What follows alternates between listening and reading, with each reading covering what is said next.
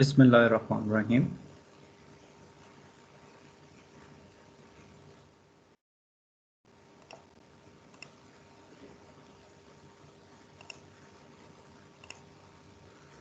Bismillahirrahmanirrahim. Welcome back to lecture number 4 for marketing management, and today I will provide you a lecture for chapter number 4, that is how we are supposed to gather information, and we have to scan the environment for marketing purposes. Basically इसके अंदर थोड़ी सी बात करेंगे intelligence की, data collection, sorting and analysis and post analysis पे जो हमने स्टेप्स लेने होते हैं to generate a conclusive information for decision makers. So let's start by defining what we mean by MIS or marketing information system है क्या. As per definition, marketing information system is combination of people, concerned people, and required equipment plus the procedures which is used to gather, then sorting and analyzing and evaluating the results and distribute the needed, timely and accurate information to decision makers. तो ये basically combination है tools का, hardware का, processors का और लोगों का, और ये तीनों मिलकर काम कर रहे होते हैं कि timely when and where required right information for the right decision makers तक ये इंफॉर्मेशन पहुंचाई जाए. So this will be known as marketing information system.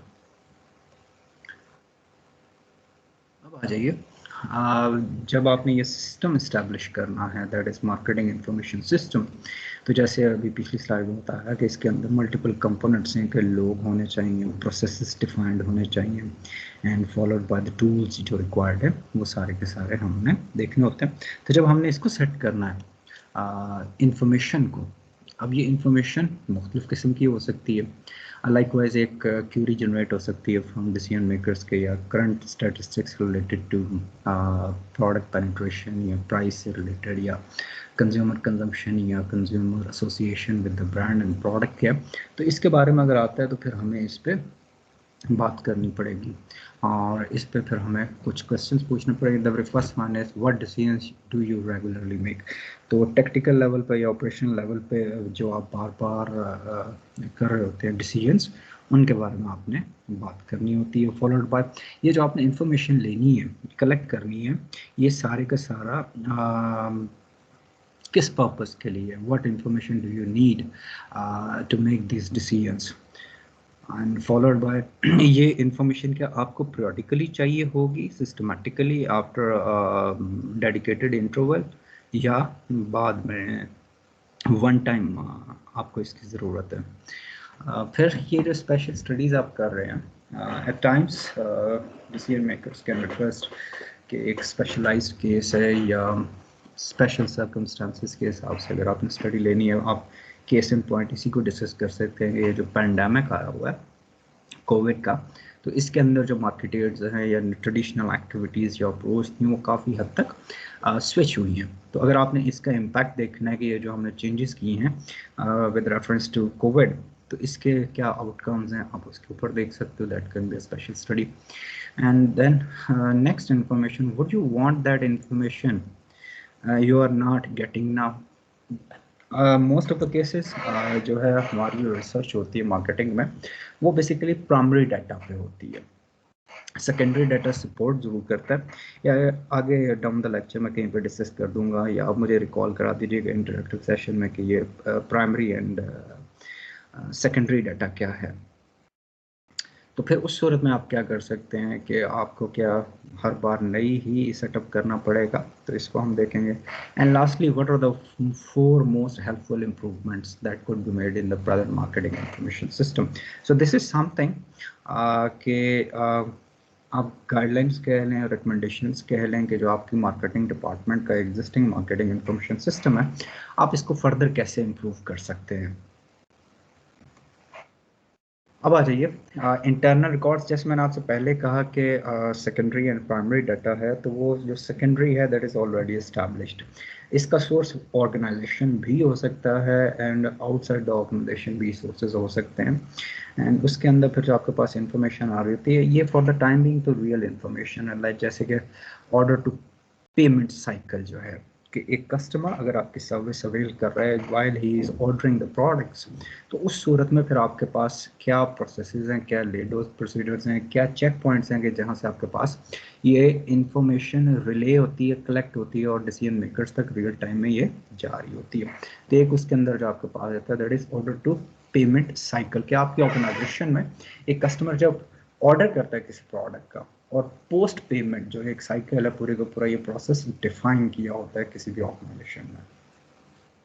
दूसरा आपका जो एक और सोर्स आ सकता है वो स्पेसिफिकली आपका सेल्स इंफॉर्मेशन सिस्टम है, सेल्स की टीम्स हैं आपकी जो आउटडोर एंड इनडोर इस सारी एक्टिविटी में इंगेज कर रही हैं। बेसिकली ये आपका एक कह लेंगे हब है जहाँ पे आपका everything related to customer is available, be it कि उनके डेमोग्राफिक्स हैं या behaviour with reference to purchasing and consumption है, तो इसकी पल्स आपको यहाँ से मिल सकती है। तब आपके पास थर्ड पार्टी या even organisation owned data bases भी हो सकते हैं, वेयर हाउसिंग भी हो सकती है, डाटा माइनिंग की भी टेक्निक्स आप इस्तेमाल कर सकते हैं, आप ऑर्गेनाइजेशन के अंदर भी कर सकते हैं और आउटसाइड द ऑर्गेनाइजेशन जो थर्ड पार्टी है, जैसे पाकिस्तान में Nelson and Nelson is the one, then we have Gallup survey Pakistan है, वो हमें हेल्प आउट कर देता है, या इसी तरह और हैं जाफर ब्रदर्स हैं, ये सारे के सारे हमें इसमें हेल्प आउट कर सकते हैं डाटा बेसिस डेवलपमेंट में, उसकी वेयरहाउसिंग और फिर माइनिंग जो है उसको यूटिलाइज करने के सिलसिले में। जो फोर्थ एलिमेंट है हमारे पास that is marketing intelligence system. तो इस ये सारे टूल्स हैं जो हमें इंटरनल रिकॉर्ड्स और मार्केटिंग इंटेलिजेंस के लिए हमें हेल्प आउट करते हैं। ये इंटरनल भी हो सकते हैं और आउटसाइड द ऑर्गेनाइजेशन भी हो सकते हैं। ये जैसे मैं आपको बता रहा था कि नेल्सन पाकिस्तान में भी अवेलेबल है। अब वो सारे पिछली स्लाइड में प्राइमरी डाटा के सोर्सेस जो मोस्ट ऑफ द टाइम हम for every single case we have to develop from scratch, but जो कमर्शली अवेलेबल हैं सोर्सेस जहाँ से आपको सेकेंडरी या हिस्टोरिकल रिपोर्ट्स या स्पेशल स्टडीज़ ऑलरेडी जो कंडक्टेड है वहाँ से आपको मिल सकती हैं। हमारे यहाँ पाकिस्तान में नेल्सन है, टेरा डाटा है, 3M है, और बहुत सारी independent medium mid and large scale organisation है जो आपके बिहाफ पे रिसर्च कंडक्ट कर सकती हैं। आप गैलप पाकिस्तान की वेबसाइट जाके विजिट कीजिएगा, वहाँ पे ऊपर एक सेक्शन है पूरे का पूरा कंज्यूमर पल्स के नाम से या मीडिया पल्स के नाम से, तो वहाँ पे वो जो है इंडिपेंडेंटली स्टडीज़ करते रहते हैं pulse of consumer in Pakistan. जब मैं पल्स की बात करता हूँ तो ओपिनियंस क्या है लोगों के इसके बारे में।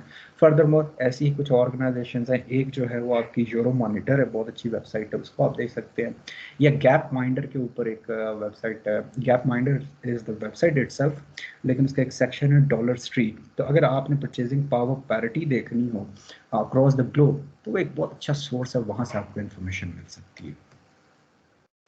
अब आ जाइए कि let's try to differentiate between needs and trends क्या हैं।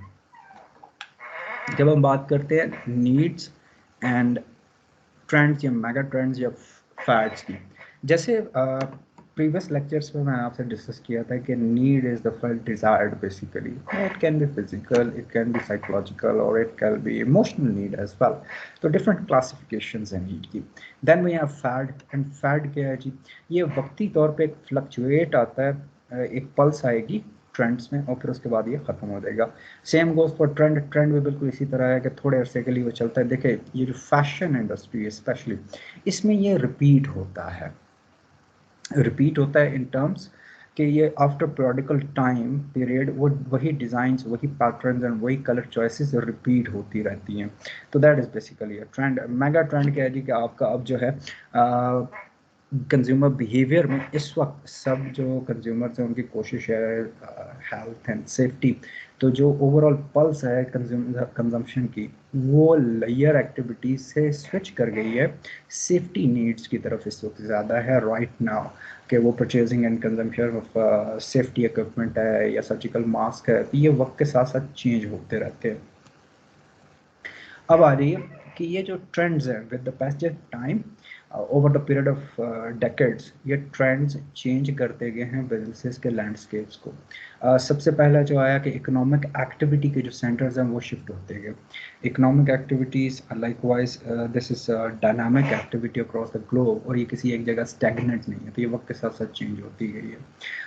पब्लिक सेक्टर एक्टिविटी, जब गवर्नमेंट्स इन्वॉल्व होना शुरू हो गई तो फिर उन्होंने रेगुलेट करना शुरू कर दिया बिजनेसेस को, प्रोसेसेस को, तो सारे का सारा वो चेंज हो गया। एंड कंज्यूमर लैंडस्केप भी चेंज हुआ कि जो मिडिल इनकम क्लास है वो डेमोग्राफिक्स में बहुत ज़्यादा एक्सपैंड होना शुरू हो गई ऑल ओवर द ग्लोब। अब जो है थोड़ा सा शिफ्ट किया जा रहा है, that is bottom of economic pyramid, these are the people जो बिलो पॉवर्टी लाइन है। अब इनके ऊपर कंपनीज फोकस कर रही हैं क्योंकि ऑलरेडी इन्होंने बाकी जो सेगमेंट्स हैं उनको सेचुरेट कर लिया हुआ है। एंड टेक्नोलॉजिकल मिरेकल्स इस वक्त हमारे सामने हैं कि right now we are conducting this class virtually, तो this is the outcome of technological contributions जो हमारे पास मिले हैं। फिर एक जो प्रॉब्लम आई वो जो ट्रेंड स्टाफ है, जो रिक्वायर्ड स्टाफ है जॉब के लिए, वो हमें इतना एक्सटेंसिवली नहीं मिल रहा। This is a problem due to the gap between academia, industry and the governing bodies. अब आहिस्ता आहिस्ता जो governing bodies हैं उन्होंने इस gap को भी रिड्यूस करने की कोशिश की है कि there should be alliance between academia and industry, के इस गैप को कम किया जा सके। दैट इज कि आपके पास well trained, well educated, well experienced लोग आपके पास जॉब मार्केट में आए। और फिर ये जो है नेचुरल रिसोर्सेज, देखिए जैसे जैसे कंज्यूमरिज्म बढ़ता गया वैसे वैसे डिमांड जो है वो भी बढ़ती गई, तो प्रोड्यूसर्स पे प्रेशर पड़ता गया कि वो डिमांड को मीट करने के लिए नेचुरल रिसोर्सेज जो है, मिनरल्स जो हैं, उनकी भी कंजम्पशन बढ़ती गई। तो अगेन इसके अंदर भी एक स्विच आया। फिर हमारे पास है ग्लोबल इंडस्ट्री स्ट्रक्चर्स आते गए। अब इसके अंदर आगे कहीं किसी चैप्टर में बात करेंगे कि हमारे पास वर्ल्ड ट्रेड ऑर्गेनाइजेशन है, तो ये कहाँ से 1992 में ये क्यों चेंज हुई फ्रॉम कैट जो 1949 में या 6 में मेरे ख्याल में स्टैब्लिश हुई थी। That was general agreement on trade and tariff. इसका हिस्टोरिकल बैकग्राउंड है, और इसके अंदर फिर ये स्ट्रक्चर्स जब चेंज होते गए तो हर मुल्क ने अपने हिसाब से, अपनी रिक्वायरमेंट्स और इंटरेस्ट के हिसाब से इनके अंदर कुछ रेगुलेशंस भी इंट्रोड्यूस कराए। और फिर ये बड़ा डुबियस किस्म का अभी भी प्रोसेस है पाकिस्तान में। अगर एवरेज बंदा इंफॉर्मेशन सीख करना चाहे तो वो एक इतना साउंड एंड कंक्रीट सोर्सेज नहीं अवेलेबल एक एवरेज इंडिविजुअल के पास कि वो इंफॉर्मेशन सर्च करे। अगर वो सोर्सेज अवेलेबल भी हैं तो उसके बारे में भी इंफॉर्मेशन इतनी ज़्यादा नहीं है। एंड फिर एक जो स्विच आया ना माइंडसेट का, मैनेजमेंट का, कि ये साइंस से, आर्ट से ज़्यादा साइंस है लोगों को समझना, ये लोगों के साथ इंटरेक्ट करना। एंड फिर जो है बिग बिजनेस प्रैक्टिसेस की उनकी स्क्रूटनी होनी शुरू हो गई पब्लिक प्रेशर्स की वजह से, लोगों के कंज्यूमर्स के प्रेशर्स की वजह से। गवर्नमेंट्स फोर्स हुई, फिर गवर्नमेंट ने रेगुलेट करना शुरू कर दिया, चेक करना शुरू कर दिया। तो ये सारे के सारे रीजंस हैं जिन्होंने बिजनेस लैंडस्केप को from the last century till today काफ़ी ज़्यादा इम्पैक्ट किया है। अब आ जाइए, जब आपने इन्वायरमेंट स्टडी करनी है तो जैसे मैं आपसे पहले कहा था डेमोग्राफिक्स जो है इसके अंदर आपका बड़ा सिंपल सा है कि it relates with gender, it relates with your purchasing power, age bracket and social lifestyle you have. तो बेसिकली इसके 52 डिफरेंट कम्बिनेशंस बन सकते हैं। एक मार्केटियर ने अगर स्टडी करना हो तो ये 52 डिफरेंट कम्बिनेशंस को इस्तेमाल करके किया जा सकता है। इकोनॉमिक की बात करेंगे तो हमारे पास मैक्रो लेवल पे और मैक्रो लेवल पे स्टडीज़ हम कंडक्ट करते हैं, followed by socio and cultural studies. Society overall क्या सोच रही है जिस माशरे में मैं ऑपरेट कर रहा हूँ, वहाँ पे सेंटिमेंट्स क्या हैं regarding with reference to my product और माई ब्रांड। एंड फिर कल्चरल एसोसिएशंस कैसे डेवलप की जा सकती हैं। एक और जो फैक्टर है that is your natural resources and technological is the next one, कि ये एडवांसमेंट्स हैं, चीज़ें अवेलेबल हैं, क्या मार्केट इतनी है मेच्योर इनफ है कि उसको हम लॉन्च कर सकें। इंटरेस्टिंगली ये जो इलेक्ट्रिक व्हीकल्स का कॉन्सेप्ट है ये अभी मटेरियलाइज हुआ है, but it was presented in 1930s। Mercedes was the first one जिन्होंने उस वक्त इलेक्ट्रिक व्हीकल को लॉन्च करने की कोशिश की थी, लेकिन उस वक्त मैसेज जो हैं वो इतने कंफर्टेबल नहीं थे इस कॉन्सेप्ट के साथ। लास्ट जो है जी, फिर हमने देखना होता है कि पॉलिटिकल एंड लीगल इम्प्लीकेशंस क्या हैं। देखिए अगर हमारे यहाँ पे पॉलिटिकल स्टेबिलिटी नहीं है, तो फिर वो लेजिस्लेशंस चेंज होती रहती हैं, गवर्नमेंट की कमिटमेंट जो है वो चेंज होती रहती है, तो जो बिजनेस है वो फिर काफ़ी डिस्टर्ब होने के चांसेस होते हैं। तो ये वो इन्वायरमेंटल फोर्सेस हैं जो एज ए मार्केटियर मुझे मजबूर कर रही होती हैं कि मैं फिर बाकी चीज़ों को भी देखूँ। जैसे मैंने आपसे पहले बात की कि पॉपुलेशन एंड डेमोग्राफिक्स, तो अगर आपने पाकिस्तान में इससे रिलेटेड इन्फॉर्मेशन लेनी है तो हमारे पास दो सोर्सेज हैं। एक है मिनिस्ट्री ऑफ पॉपुलेशन की वेबसाइट पे चले जाएं, वहाँ से आपको इन्फॉर्मेशन मिल जाएगी। और एक अच्छा जो सोर्स है वो है ब्यूरो ऑफ स्टेटिस्टिक्स या स्टेटिस्टिक्स ब्यूरो ऑफ पाकिस्तान। इन दो वेबसाइट्स पे आप चले जाएं, यहाँ से आपको बड़ी ज़बरदस्त information related to statistics Pakistan की मिल जाएंगी। And that is related to the last census जो कंडक्ट हुआ है। अब कानून ये कहता है कि पाकिस्तान में हर 10 साल बाद सेंसस होना चाहिए, लेकिन मुख्तलिफ वजूहात की बिना पे फिर वो चेंज होते रहते हैं। तो उस सूरत में फिर उसके अंदर भी अगेन लीगल पिटफॉल्स आ जाते हैं, जिसकी वजह से वो सेंसस टाइमली कंडक्ट नहीं हो सकते। क्योंकि नॉर्मली जब ये सेंसस होते हैं तो फिर सारे का सारा डाटा जो है वो चेंज होता है, तो उस सूरत में गवर्नमेंट की कुछ लीगल इम्प्लीकेशंस आ जाती हैं। अच्छा, किन फैक्टर्स या किन इंडिकेटर्स को आपने देखना है कि पाकिस्तान में जो पॉपुलेशन ग्रोथ रेट है वो क्या है, या पर फैमिली साइज क्या है, या एज मिक्स क्या है। आ, इस वक्त जो सबसे बड़ा एज ब्रैकेट है that is school, college and university going kids. ये आप तकरीबन 100 में से 65 लोग हैं जो इस लेवल पे हैं एज के हवाले से। बाकी जो मिक्स है उसके अंदर फिर जॉब गोइंग है या फिर सीनियर सिटीजन हैं, रिटायर्ड हैं, तो उनका चंक बहुत कम है। 22 करोड़ लोगों में school, colleges and university going लोगों का ज़्यादा चंक है। तो अब इसको अगर आपने स्ट्रेटेजाइज करना है तो 5 से 10 साल बाद इन लोगों ने प्रैक्टिकली मार्केट में आना और इनके फैमिलीज इस्टेब्लिश होनी है। तो इसलिए फिर उसको स्टडी करना ज़रूरी है। ये एथनिक मार्केट्स हैं। एथनिसिटी है कि आप किस रीजन, किस प्रोविंस में आपकी रहाइश है, रहाइश से ज़्यादा आप कहाँ से बिलोंग करते हैं, आपका एथनिक बैकग्राउंड क्या है। ये लिंग्विस्टिक्स की बेस पे भी हो सकता है, कल्चरल बेस पे भी हो सकता है, और रिचुअल्स की बेस पे भी हो सकता है।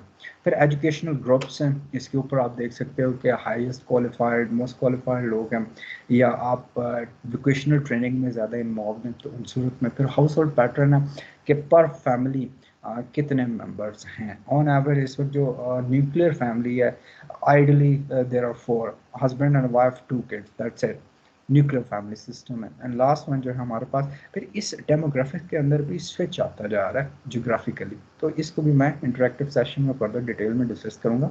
अभी मैं आप लोगों को सिर्फ एक ओवरव्यू दे रहा हूँ। ये एग्जैक्टली वही उन्हीं चीज़ों का है कि आपका ओरिएंटेशन क्या है, फैमिली स्ट्रक्चर क्या है, और एथनिक बैकग्राउंड क्या है। हाउस होल्ड पैटर्न्स पे बात करें तो आपके member with in the family क्या है, जॉइंट फैमिली सिस्टम है, इंडिपेंडेंट फैमिली सिस्टम है, न्यूक्लियर फैमिली है, इस पे बात कर लेंगे। अब इकोनॉमिक इन्वायरमेंट की बात करें तो उसके अंदर फिर हमने ये देखना था कि पाकिस्तान में लोगों की परचेजिंग पावर क्या है, डिस्पोजेबल इनकम कितनी है उन लोगों के पास। क्योंकि वो जो डिस्पोजेबल इनकम है वो थ्रेशोल्ड डिसाइड करेगी कि किस कैटेगरी के products quality wise and price wise Pakistan में लॉन्च की जाए। इसमें अंदर सबसे पहले आपका आ जाता है इनकम डिस्ट्रीब्यूशन है। इनकम डिस्ट्रीब्यूशन में आप देखोगे वेल्थ गैप बहुत ज़्यादा आप सुनोगे। वेल्थ गैप क्या, gap between rich and poors, ये अनफॉर्चुनेटली पाकिस्तान में और एक्सपैंड होता जा रहा है। Poor is getting more poor and rich is getting richer day by day. फिर आपकी सेविंग्स क्या हैं, अगर आपने कोई लोन्स लिए हुए हैं तो, या आपने अगर पेमेंट्स रिसीव करनी है तो वो सारे का सारे इसमें आएगा। तो डिवाइस ने कैसे इसको चेंज किया, income distribution by offering N upscale line and a mass market line. तो अपस्केल क्या है जी, कि सिंस मिडिल क्लास के पास अब ज़्यादा थोड़ी सी परचेजिंग पावर आ गई है, तो उनके लिए थोड़ी सी आप क्रेडिट प्रोडक्ट्स दे दो, और मैसेज को भी इंट्रोड्यूस करो जो एवरेज एक प्राइस चल रही है। नेचर में आपके जी रॉ मटेरियल्स पर डे बाय डे यस जितनी ज़्यादा कंजम्पशन हो रही है उतनी ज़्यादा शॉर्टेज भी हो रही है। क्योंकि ये जो रिसोर्सेज हैं they can not be multiplied by 2। ये 2 से मतलब खा के मल्टीप्लाई होकर नहीं आ सकते। पानी लिमिटेड है, मिनरल्स लिमिटेड हैं, लेकिन उनकी mining and exploitation to be precise बहुत ज़्यादा है। फिर आपकी जो कॉस्ट ऑफ एनर्जी है, प्रोडक्शन है, ट्रांसपोर्टेशन है, लॉजिस्टिक्स है, वो बहुत ज़्यादा है। और फिर ये जो प्रोड्यूसर्स हैं इनके ऊपर सबसे ज़्यादा इस वक्त pressure is with reference to pollution. Environment pollution है, सॉइल पोल्यूशन है, एयर पोल्यूशन है, वाटर लेवल बर्ड्स पोल्यूशन है, तो मुख्तलिफ काइंड्स के प्रेशर ग्रुप्स हैं। इसमें एक जो ज़बरदस्त ग्रुप है दैट इज़ फ्रॉग फॉरेस्ट के नाम से, जिसको प्रिंस चार्ल्स फ्रॉम ब्रिटेन जो हैं वो he is the one who Leeds it. तो इनका एनुअली मीटिंग्स होती हैं। फिर आपके पास ग्रीन फोर्स है, बहुत ज़बरदस्त एक एक्टिविटीज़ की ऑर्गेनाइजेशंस हैं जो फोर्स करते हैं प्रोड्यूसर्स को कि वो इन प्रैक्टिसेस को डिस्करेज करें या एलिमिनेट करें, कि वो इन्वायरमेंट को पोल्यूट ना करें।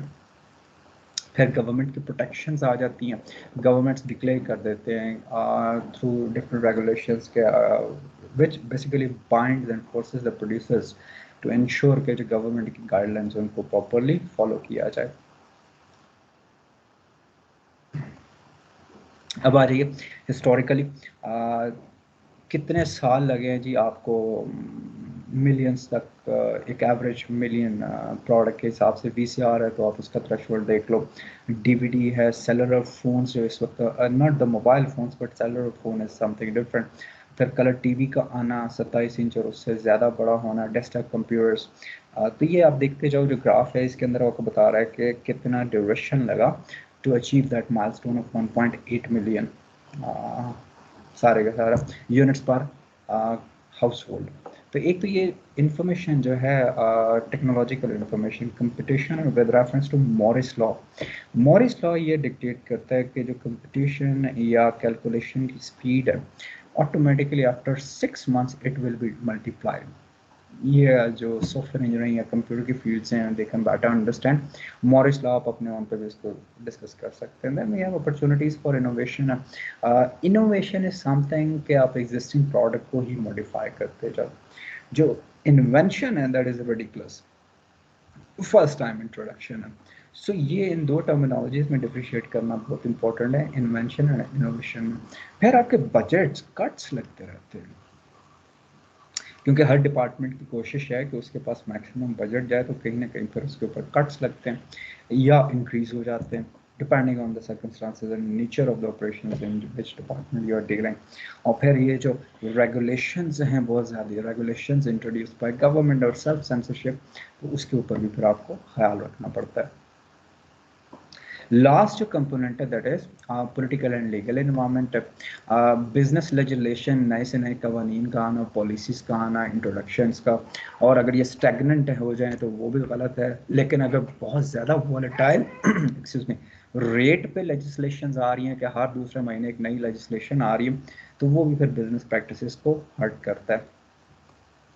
एंड फिर स्पेशल ग्रुप इंटरेस्ट हैं जी, जिसके अंदर पब्लिक प्रेशर्स हैं, कंज्यूमर प्रेशर ग्रुप्स हैं, लॉबीइस्ट हैं जो आपके अपनी अपनी इंडस्ट्री के बिहाफ पे लॉबिंग करते हैं।